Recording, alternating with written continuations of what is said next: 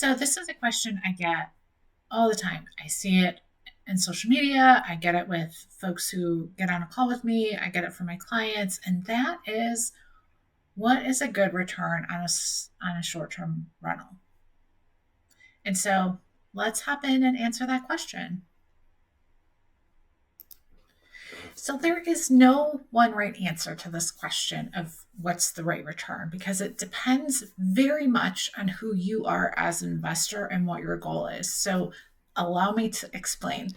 I work with a spectrum of clients in my business, and I encounter them in my everyday life as a short term rental investor and coach. And on one end of the sort of spectrum of goals that people have coming into the industry are the folks who are just in this for an investment. So either they're looking maybe for a tax shelter, so they just want to they've made some money and they need to put it into an investment that is going to give them a return, or they're looking to just net a good ROI. And what do I mean when I say ROI? If you haven't been around that much, it's just a return on investment. So how much money are they going to put into the deal and how much are they going to make on that deal over time and return on investment? And I would say that most people are looking to make at least 10%, but this is often like, what would you be making if you put that in the stock market versus what would you be making on that if you put it into this investment? And again, everyone's goals are different, right? So it may be that they'd rather put it into real estate because they like the idea of appreciation potential. And you'll get investors who argue about whether or not appreciation is a good goal to have or not, because we can't necessarily control that. But if you are good at monitoring data, you might be able to make some good predictions on that and get a nice return on appreciation in addition to a return on your investment as a short-term rental business. On the opposite side of that spectrum is I will get people in who will be like, look, we are wanting to rent out grandma and grandpa's place that we've inherited in order to pay for the maintenance and the tax bills, or we want to have a second home on a particular lake with a particular number of bedrooms with a certain type of lake frontage. And the only way that this is really feasible for us without a big lifestyle change in terms of our budget would be to rent it out a few times a year to help pay the tax bill or for a project that we want to do or whatever. And your goal in that case is purely going to be lifestyle driven. It's whatever goal you've established. In the middle of that is what I would call the balancing point. And these are what I'd term the entrepreneurs. So whereas investors are not going to even step foot into the place, the entrepreneurs are going to roll up their sleeves and they're going to probably get involved in some aspect of running this business. And on top of that, they might even use the property themselves personally within the 14-day allowance per year in order for it to remain a solid investment at 100% expendable. But maybe they, reduce their overall budget costs in their personal life because now they're not writing a big check for travel lodging on vacation every year because they go stay in their cabin, right? And these are the people who are going to think about ROI. They're going to think about cash on cash, which is just for the amount of cash you put into the deal, how much cash are you going to make on it?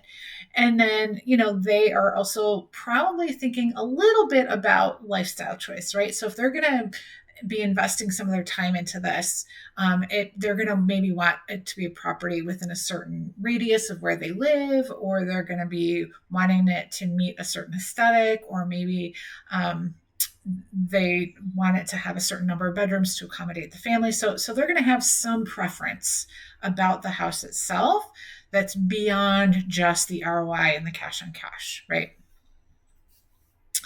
So in between a pure investor and an entrepreneur are really the people who are interested in cash flow. And so these are the people who come into me. They're like, we need to pay our kids' college tuition off of this. We want to be transitioning out a job. These are people who might not even buy the real estate. They may just lease real estate. That's called arbitrage, to run it as a short-term rental business. But their goal is simply going to be stated as a cash flow term. What's realistic in terms of cash flow? That is going to vary widely depending on your marketplace and the seasonality, because seasonality is going to have an influence. Even in markets that don't have a lot of seasonality, they will have low months and high months. So cash flow is never going to be consistent. So again, that's going to be a set goal by the individual who's getting into it. Is it possible to have a property that cash flows above and beyond at $5,000 a month? That's probably a pretty big acquisition in order to consistently hit that kind of, pure net revenue. But is it possible? Yeah, absolutely. I've seen them. Right. And then finally, so as we think about that as cash flow, finally, we have the folks who are going to have more of a lifestyle component, but they still want to look at the investment potential of the property as well. So these are the people who say, we are going to buy the place in Florida. We're going to stay in it 3 months out of the year. So it's not 100% a business expense, right? But the rest of the year, we want to rent it out as a short-term rental in order to essentially have it pay for itself for the most part. Or I've even had a couple of clients who've come in like, look, we're going to have 4 or 5 of these across the United States in places that we would like to live. And we're not going to have a primary residence. We're going to live in between these properties, right? And so each property they're going to live in for some portion of the year. And again, they're interested, they're thinking about appreciation, and they're thinking about cash flow, which would be really important for them. And they're thinking about return on investment, but they're also looking at it as a lifestyle decision as well. They're just going to look a little bit more closely at the investment opportunity. So what's the right answer on what's a good return? It's really whatever you decide you want that return to be. But if you're really stuck, then my recommendation is, how much would that be making, that money that you're going to spend on this endeavor be making you in the stock market? And will this deal allow you to make more than that? And what's your philosophy on appreciation? Are you going to invest based on the idea of appreciation? You may or may not get it.